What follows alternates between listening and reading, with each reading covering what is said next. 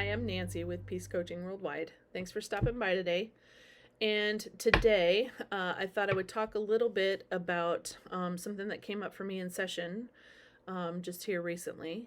And I was thinking about it. So, over the course of my adult life, I have been married, I've been single, I've dated, I've had different varying degrees of relationship in that way. And I was trying to describe to a client here recently the mindset that I have when I'm single, and what story do I want to tell myself when I'm single, in order to have the most peace with my circumstances, whether that be wanting to continue to be single or wanting to engage in a love relationship.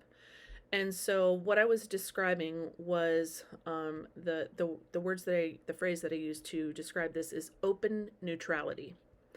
And so if I'm really wanting to enter into and have a healthy love relationship, I want to be able to pull off a stance of neutrality about whether or not I am going to be in relationship. If I'm starving for a relationship and I'm so lonely, or I'm so love starved that I'm just can't take it anymore, I'm going to make decisions and I'm going to blind myself with my own sense of desperation.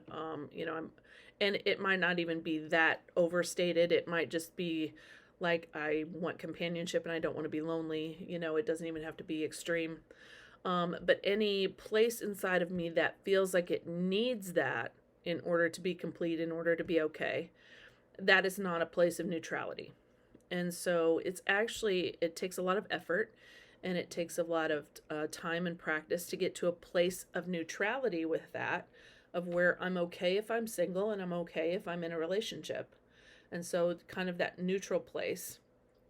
And then coupling it with an openness, right? So you can have a neutrality, but you can have that neutrality closed off, saying, no, I love being single. I want to be single.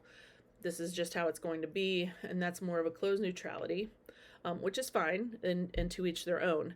But there is an option then with open neutrality. There's an option for someone to move towards you and ask you out, or whatever that might be, if you're open to the idea of a relationship without needing one. And that positioning, that heart position, that is the one, that's the phrasing that I use to describe the healthiest place to be in when it's time to engage, or if you want to make yourself open to having a love relationship, or you're fine without one.